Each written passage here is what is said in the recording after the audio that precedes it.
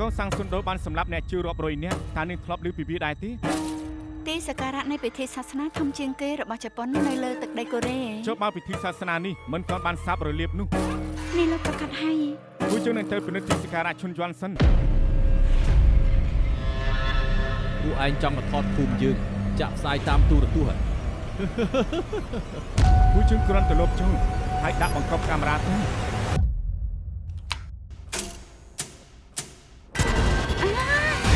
ថ្ងៃនេះជាទេពធីតាពូពងនេះទេពធីតាពូជាមនុស្សស្រីពួកយើងត្រូវឆាប់ចេញពីទីនេះត្រូវហើយកុំធ្វើចឹងអីនៅថ្ងៃដែលយើងស្លាប់ទៅយើងនឹងកំណត់មកសំសក់ពួកឯងទាំងអស់គ្នា